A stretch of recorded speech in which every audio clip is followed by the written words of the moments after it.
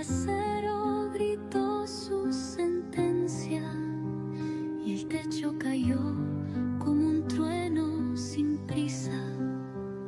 El aire se tornó en un grito ahogado, vidrios, concreto. Señores, Vida Desplomada es una canción que ha sido, pueden dejar las imágenes de la canción y un poquito la música, por favor, porque hoy estamos honrando a las víctimas y nuestro rostro no juega nada. Julio Disla es un periodista dominicano que reside en Estados Unidos y en esta interpretación de Ninosca Mercedes se honra a las víctimas. No es una canción de inteligencia artificial que a veces componen, no, esto es un poema que hemos difundido aquí y que hoy estamos recordando. Y en este día hemos decidido invitar a alguien que representa los intereses de parte de las víctimas, 3, tengo entendido, el abogado Carlos Salcedo. Agradecemos a Carlos Salcedo que está con nosotros en esta jornada. Saludos, Carlos, buenos días. Buenos días, Edith. Hábleme Aquí estamos a la orden. De las personas que usted representa, quiénes son y a quiénes perdieron allí. Bueno, Carlos Diego Severino Rodríguez y Annis Gómez son los padres de 3 jóvenes, uno de 32 años, varón, una joven de 28 años y otra joven de 24. Los 3, que son los únicos hijos de ellos, de esta pareja, que son de Herrera, perdieron sus vidas, los únicos 3. Dios mío, o sea, tenían 3 hijos y los 3 murieron en el jet set. La menor era una de las que más iba a la discoteca con cierta frecuencia y los 2 mayores nunca habían ido. Estaban celebrando un cumpleaños. Dios mío, qué cosa tan triste. Murieron al instante, no llegaron al hospital. Así es, lamentablemente. ¿Cómo está esa familia? Bueno, destrozada. Cuando los recibí por primera vez, inconsolables, los lloros que no paraban en ningún momento, y cada llamada es una oportunidad para escuchar los lloros. Son sus Como 3 hijos. se dice popularmente, la garganta se la atraganta permanentemente y no hay forma. Ellos han perdido sus objetivos de vida prácticamente. Todos sus planes de vida se cayeron, los nietos ya no van a existir, los hijos, ninguno de ellos tenía hijos todavía. Eran trabajadores ordinarios, trabajaban en repuesto, los más grandes. Los padres también, el papá trabaja en un centro de repuestos, o sea que son gente humilde, gente trabajadora, gente de bien, y con gusto lo vamos a representar, lo estamos representando. Hay otros requerimientos, unos 15 o 20, pero estamos analizando a ver a cuántos representamos, porque la verdad que a uno que, aunque es abogado, pero que es un ser humano, todavía la tragedia de nosotros, si bien la aceptamos, cuando uno lo ve de cerca con la gente que son los deudos, las víctimas, pues uno también tiene una sensación de impotencia ante un hecho que debió evitarse. Qué duro es, y sé que todo el que está en sintonía a esta hora de la mañana se conmociona, o sea, unos padres que tenían 3 hijos y los 3 lo perdieron ahí. ¿Dónde residen estos padres? ¿Y cómo han estado ellos? ¿Están recibiendo algún tipo de asistencia psicológica? Y bueno, yo le voy a dejar con mis compañeros también para las siguientes preguntas, pero un poco preguntarle, porque esto es una cosa que no tiene arreglo, evidentemente, y se procura justicia, que será una justicia en cierto modo limitada por los alcances de lo ocurrido.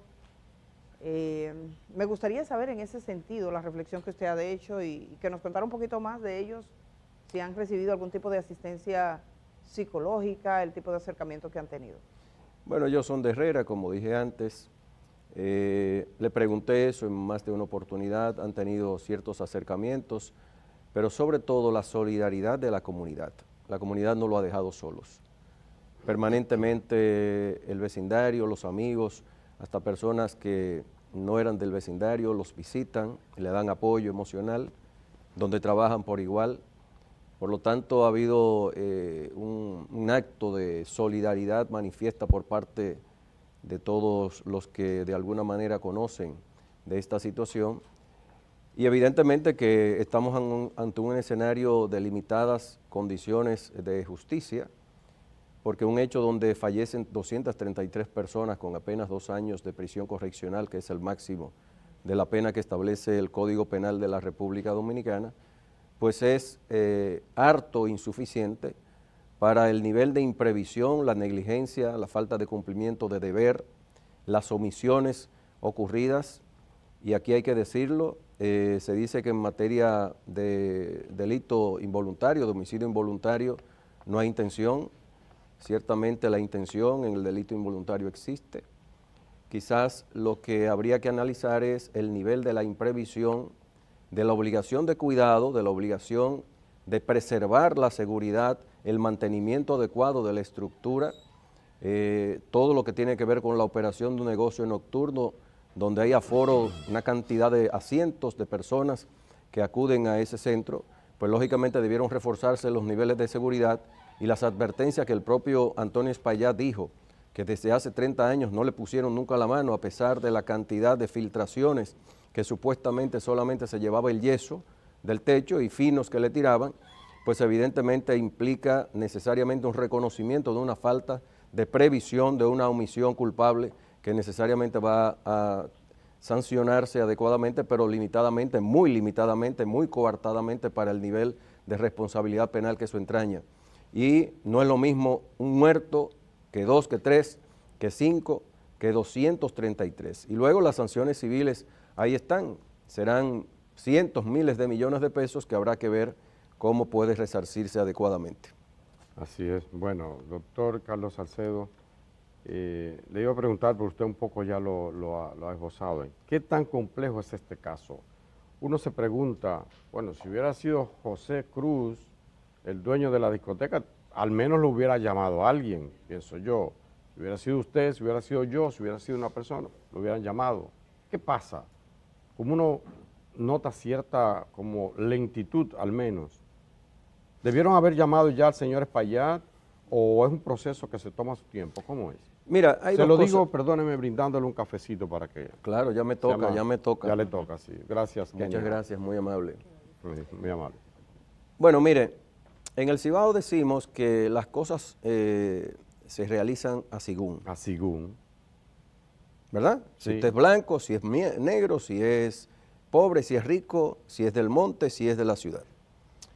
Hay diferencias de Si tratos. es vecino, si no lo conozco. Hay diferencias de tratos, evidentemente, y hay cuidados por los niveles de incidencia y que tiene este señor a través de una cantidad inconmensurable de medios de comunicación. Pero justicia es y el como poder lo económico. justo. Justicia viene de justo. Claro. No debería ser igual. Para todos. Ujú. Esa es la declaración de principios, pero en los hechos eso se comporta de manera diferente. Ahora bien, la segunda cosa que tengo que decir, diríamos teniendo como base lo anterior, por lo tanto no puede haber discriminación para este señor, y en apariencia, pues lógicamente se ha tomado mucho cuidado, pero también el cuidado tiene que ver con un elemento real. Si usted inicia una investigación con un arresto, está obligado inmediatamente a medidas de coerción. Ah, bueno. Y eso ata al Ministerio Público en el tiempo de la investigación.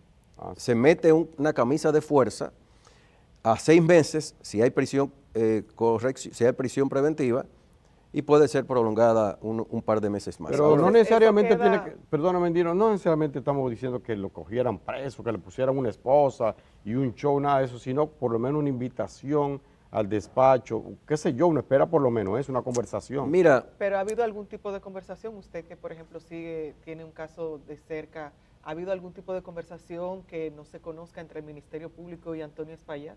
él se puso a la disposición y eso fue Sí. de conocimiento público. Yo no tengo la certeza, ni a mí me lo han confirmado el Ministerio Público, que él haya ido ni lo hayan contactado. Ahora bien, si el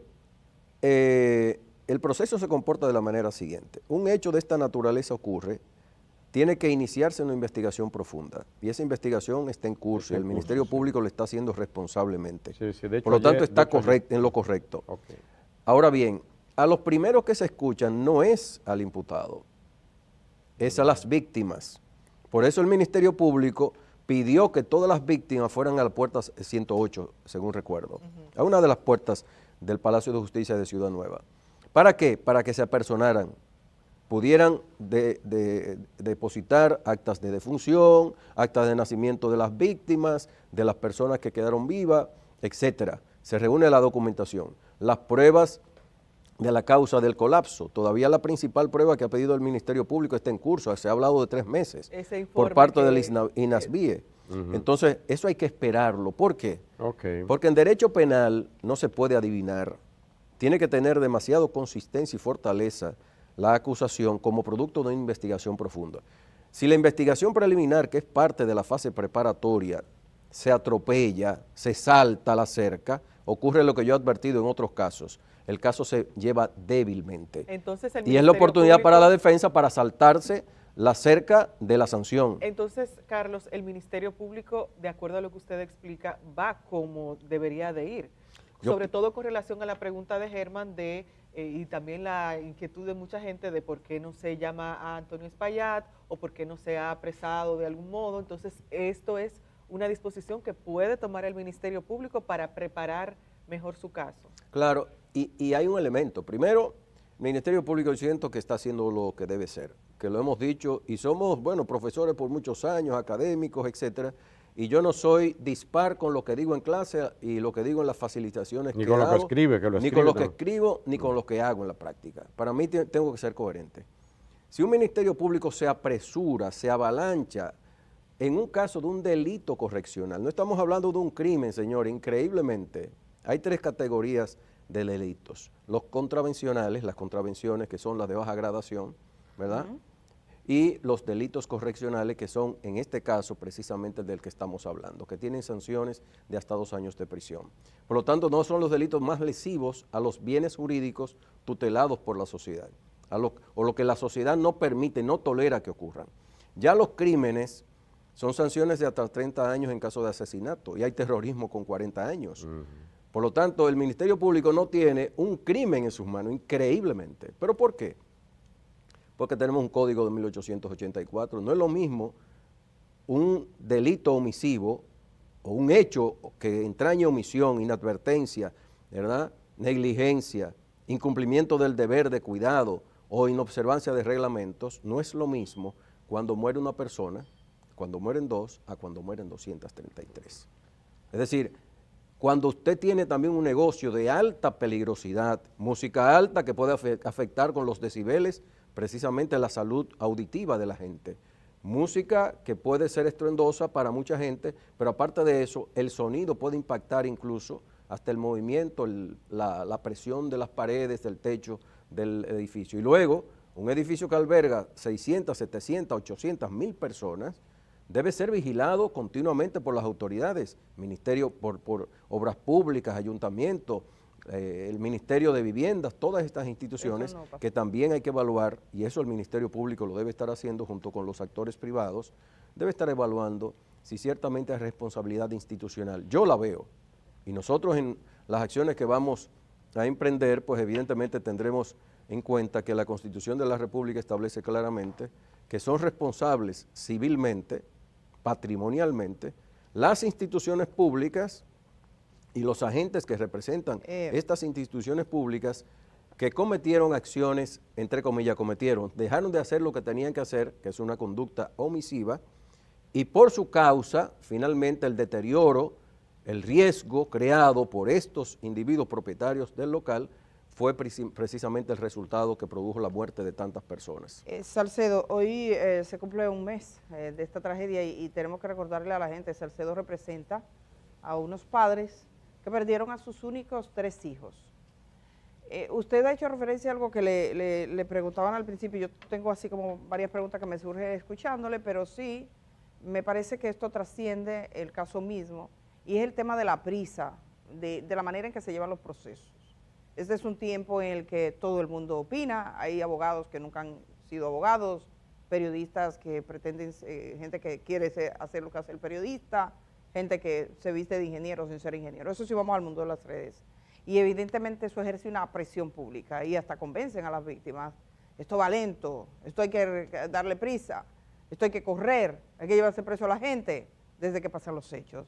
Pero usted está hablando de lo que pasa en los tribunales. Una cosa es lo que pasa en las redes, lo que pasa en los medios, y otra cosa es cómo se ven los casos en los tribunales. Entonces me gustaría hablar un poco de esa cultura porque siendo usted un académico y usted está diciendo, y ese caso también es suyo, usted representa los intereses de víctimas y está diciendo hay que agotar un proceso porque eso iría en perjuicio del proceso mismo. ¿Qué le parece cómo ha sido todo esto, esta conversación, no solo con ese caso, sino la manera en la que se piensa muchas veces que es por votación popular, que se deciden los plazos? Mira, la sociedad ha quedado impactada, ha quedado estupefacta, ha quedado paralizada prácticamente producto de este evento, con tantas víctimas que todavía sobreviven, gracias a Dios, y tantas personas fallecidas. 235. 233, 235, no sé. Sí, porque murieron 2 después en el hospital. Llegamos al conteo triste de 235. Mira, los procesos judiciales deben ser racionales y proporcionales a lo ocurrido. Y la racionalidad implica que el punitivismo penal y el populismo penal no se pueden imponer en los procesos. Yo que represento víctimas y que representaré probablemente unas decenas de víctimas más, lo estamos analizando, sé que tengo que tener el total cuidado para que la poca sanción penal y la mucha o la poca sanción civil sea el resultado, sobre todo la contundencia de la sanción que les sea impuesta a estas personas responsables o las instituciones y gerentes o ministros o directores de instituciones públicas que intervengan en la responsabilidad, sea lo más severa posible para que eso sirva de disuasivo determinante, no para ahora, ya eso pasó, lo lamentamos muchísimo, pero hacia el futuro, el mensaje para las instituciones públicas, todo el Estado, todo el tinglado del Estado dominicano, el entramado completo de la organización estatal, como todos aquellos que son propietarios de cualquier tipo de estructura, los que edifican, los que permiten, los que dan los permisos, los que fiscalizan, los que tienen el deber de cuidado para la evitación del riesgo en casos como este. Y lógicamente, si se apresura todo esto en el proceso, tendremos un bonito proceso para que la defensa se sirva con la cuchara grande. ¿Ustedes qué aspiran? Cuando estamos hablando de este proceso, las víctimas, usted ha dicho, este es un caso correccional, de tipo correccional, apenas 2 años de prisión, si hubiese prisión, está el tema civil. Quiero saber cuál es la máxima aspiración que se puede tener, y la otra pregunta también tiene que ver con quiénes serían los imputados. ¿Solo el propietario o usted considera que deben ser llevados a juicio y conocer las instituciones públicas que sean responsables de algún modo de la verificación de este tipo de locales? Mira, lo primero es que con relación a la sanción, la penal ya le dijimos, apenas 2 años de prisión, no hay penas acumuladas, no hay cúmulo de penas en la República Dominicana. Por lo tanto, lo que se sanciona en la República Dominicana tenemos un derecho penal del hecho, no del autor. Como ocurre en otras jurisdicciones, no existe en la República Dominicana el derecho penal del autor. Si hay una falta grave por parte del autor, se sanciona la gravedad de la falta de ese autor. Aquí lo que sancionamos es el hecho ocurrido, y lo que establece el Código Penal por el principio de legalidad, no se puede exceder la sanción en lo penal de 2 años de prisión correccional.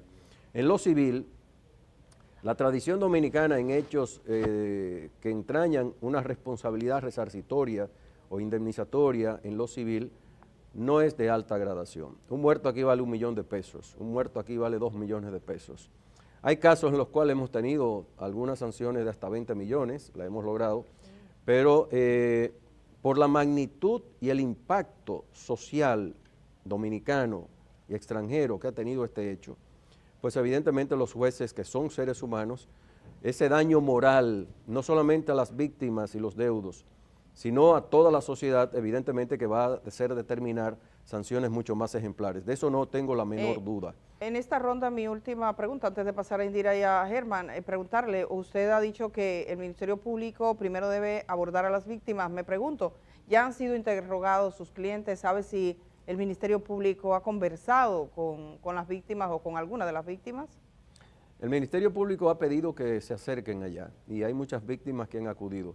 Mis clientes no han ido allá, están esperando el visto bueno mío y al propio tiempo también el llamado particular del Ministerio Público. Nosotros no hemos formalizado nuestra querella ni nuestras acciones. Lo haremos cuando tengamos la base documental probatoria suficiente, peritajes, que nos den a nosotros contundencia en lo que vamos a hacer, como nos acostumbra nuestra conducta ética y profesional. Así que oportunamente estaremos dando la vuelta por el Ministerio Público junto con las víctimas para que respondan adecuadamente lo que han sufrido y cualquier solicitud de pedido o solicitud de cualquier documentación o prueba que sea necesaria para impulsar un proceso de esta naturaleza. Carlos, hay un testimonio que en estos días se hizo viral y que también fue aquí en este programa, y es la entrevista que tenía Edith Febles con Antonio Espaillat. ¿Usted vio la entrevista y qué le pareció también estas declaraciones que dio el empresario? Bueno, yo te digo honestamente, si yo hubiera sido el abogado de él, no le aconsejo ir al programa. ¿Por qué? Programa fabuloso porque se trata de una entrevista hecha por una profesional a carta cabal, hizo el papel adecuado para que respondiera a las preguntas adecuadas también, pero en varios momentos, a pesar de que es un ser humano, que sé que tiene laceración psicológica, que le duele, evidentemente, fue su negocio, fue el negocio de la familia que durante tanto tiempo fomentaron, que generaron incluso un ambiente singular, especial, donde toda la sociedad se manifestaba con la presencia de diferentes grados sociales de las personas que estaban ahí, pero en diferentes momentos reconoció exactamente su falta y la falta que necesitábamos. De hecho, lo anuncio aquí, el programa al que él acudió ya lo pedimos y lo tenemos, y eso es parte de las pruebas que vamos a presentar. Es un reconocimiento expreso de su falta. Las omisiones cometidas, yo compré ese local, nos mudamos hace 30 años, nunca le pusimos la mano a nada, nadie nos advirtió nada, pero es que él tenía que advertirlo, y él es un profesional, es decir, una persona perspicaz, que tiene dinero, que tiene recursos, él y su familia, que tiene un negocio productivo, que tenía un negocio productivo durante 50 años, él administrándolo, gerenteándolo junto con la hermana y la mamá durante 30 años, y eso es un reconocimiento expreso de que nunca hizo nada para preservar la seguridad y la vida, y era el deber de cuidado, el deber de evitar el riesgo, evidentemente que lo reconoció expresamente. ¿Cuáles son algunos de los argumentos que usted considera que fueron más potentes, al menos para el ejercicio que usted realizará de defender, de representar a estas parientes de las víctimas que lamentablemente fallecieron? Mira, el hecho mismo de que él diga que él y la familia incluso iban todos los lunes, tenían una mesa, yo tengo conocimiento de que tienen una mesa adelante donde se sentaban, le daba a él la seguridad que no estaba pasando nada, pero al mismo tiempo de manera contradictoria reconoce que evidentemente tenía que estar pegando yeso permanentemente, que habían filtraciones y que nadie le advirtió absolutamente nada. Entonces, una persona con conocimiento medio, ni siquiera un profesional de las estructuras, del mantenimiento adecuado, no es solamente usted ganarse el dinero. Es decir, es lo que estaba diciendo, que ahí se producía dinero, que había gente todo el tiempo, que era una familia, pero esa familia que iba ahí pagaba. Y esa familia que es la propietaria recibía valores importantes y vivía de ahí y también podía ahorrar sus recursos. Por lo tanto, el hecho de que él diga que nosotros estábamos ahí y nos sentíamos seguros, ¿verdad?, no puede de ninguna manera desdecir lo otro que él reconoce. Yo no hice nunca lo debido para poder evitar el riesgo o el resultado que finalmente se produjo. Dice que en 30 años nunca se chequeó el techo. Si usted no se cuida su cuerpo y usted es una persona medianamente organizada y conocedora de lo mínimo y llega una enfermedad y usted siente un dolor y no va al médico, ¿qué fue lo que pasó? Había un dolor ahí. Él nunca fue al médico a ver qué era lo que pasaba con el edificio, nunca fue a un estructuralista que le analizara lo que era ese edificio, si se comportaba adecuadamente ante cualquier evento, si lo que estaba soportándose en el techo, esa cantidad de aire con un peso de tonelaje impresionante, cuando usted toma la vista aérea de eso, se da cuenta de la cantidad de peso que eso tenía. Pero aparte de eso, aquí hay un elemento, y ahí viene también la vinculación de las autoridades del Estado Dominicano. La ley 687 establece la obligación de obras públicas, con algunas sesiones que se le ha hecho al Ministerio de Vivienda, para que creen los mecanismos adecuados, los reglamentos adecuados para la preservación de todas las obras, públicas y privadas. Y en caso de que adviertan la posibilidad de un riesgo de esa naturaleza, tienen la obligación del cierre total o parcial de la obra. ¿Quién la cerró? ¿Quién la investigó? ¿Quién la auscultó? ¿Quién se acercó al jet set en algún momento para ver si ese techo estaba bien, si la edificación estaba bien? Sobre todo, era la discoteca más conocida de aquí, internacionalmente conocida. Lo que usted dice significa que en la demanda se van a incluir esas instituciones. ¿Cuáles son esas instituciones? Sin duda alguna, obras públicas, vivienda, ayuntamiento, todas las instituciones. El MIBET, Todas las instituciones vinculadas precisamente a la obligación de fiscalizar adecuadamente todo lo que tiene que ver con esas obras. Porque cuando usted otorga un permiso para una obra, el permiso es dado para un negocio, actividad u obra determinada. Eso no era una discoteca originalmente, eso era un cine. Un cine. Yo le pregunto a ustedes y al pueblo, ¿es lo mismo un cine que un centro nocturno? No, todo el mundo sabe que no. ¿Cuántas bocinas habían instaladas en las paredes, en los techos? ¿Cuántas cosas habían en el techo? Es decir, la obra cambió su objeto. Y eso es obligación del Estado Dominicano, fiscalizar que no se cambie ese objeto. Y que si usted cambió ese objeto, usted someta los planos, la estructura a aprobación para ver si eso puede soportar el objeto del negocio. Y si usted lo cambia en el camino, que es la otra cosa, si lo cambia en el camino, entonces la obra debe ser evidentemente paralizada hasta tanto usted cumpla los requisitos de permisología adecuados que le permitan garantizar al Estado Dominicano la vida de la gente que finalmente va a guarecer en cada uno de los aforos de los asientos que contenía el YESET. Carlos, retomando el tema de la entrevista realizada a Antonio Espaillat, ¿cómo pasaría esa entrevista a formar parte de ese conjunto de pruebas que presentarían ustedes como defensa? Lo que yo tengo que garantizar, y ya lo garanticé, es la entrega voluntaria por parte del canal, en este caso de este canal, de esa cinta. Ya nosotros hicimos una comunicación formal, nos la entregaron por vía formal también y de manera voluntaria. Fue una petición. Ya eso rodea de legalidad la prueba y simplemente la vamos a presentar como una prueba audiovisual en el proceso. Hemos elegido unos 4 momentos de la entrevista que son reveladores de su vinculación a la omisión del deber de cuidado objetivo que tenía que tener, que es una obligación de toda persona bajo cuyo cuidado está una cosa. Y en el caso particular de una obra que puede ser incluso, que puede colapsar como esa, que tiene un riesgo de colapso, entonces el deber del propietario o del que tiene el cuidado, la dirección y el uso de la cosa, conforme a lo que establece el Código Civil, pues evidentemente sufrirá las consecuencias de no haber hecho lo debido en su momento. ¿Puede decirnos cuáles son esos 4 momentos? Son momentos en los cuales evidentemente reconoce en cada caso qué fue lo que pasó. Ya dije uno, lo repite en más de un momento, que fue lo relativo a los 30 años que nunca se hizo nada.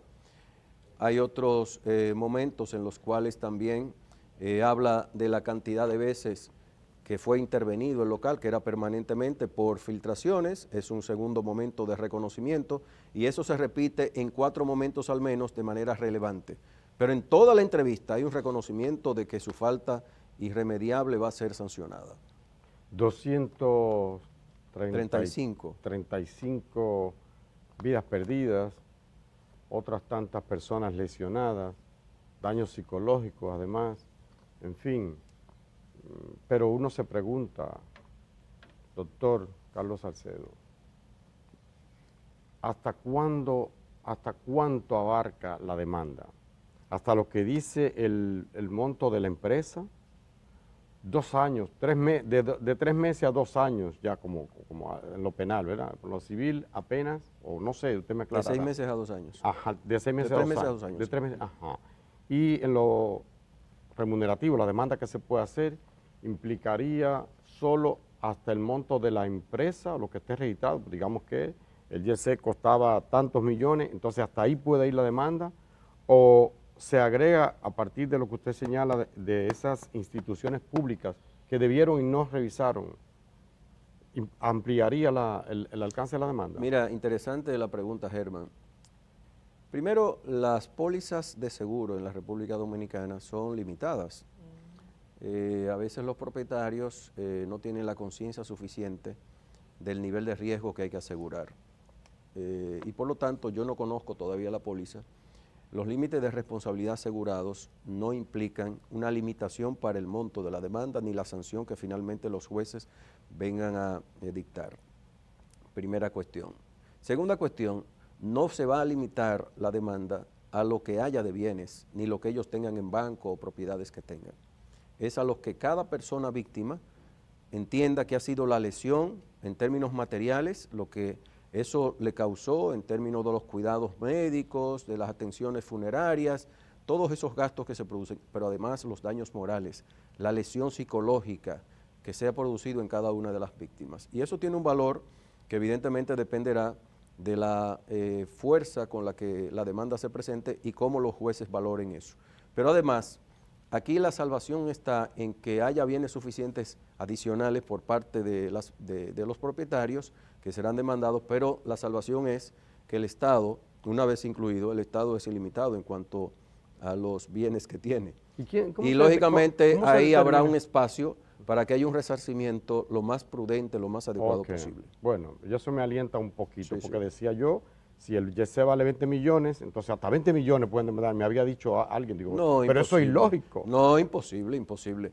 El límite de la demanda... ¿Y quién determina, doctor, perdona que lo interrumpa ahí, quién determina el alcance? Por ejemplo, yo he visto demanda de la familia de un pelotero que decía, bueno, 300 millones, otro dice tantos millones, 50 millones. ¿Cómo se determina eso? Mire, hay un análisis, incluso hay análisis actuariales en la República Dominicana, eso no está arreglado, pero no es lo mismo, increíblemente, no es lo mismo un pelotero multimillonario con una serie de bienes y un proyecto de vida ya totalmente definido, que una persona que apenas inicia en la vida, pero que tiene una proyección de futuro. Es decir, los jueces hacen una valoración individual de la lesión y el daño que se le haya causado. No es lo mismo una persona fallecida de 100 años que una de 50, ni una de 30 frente a una de 50.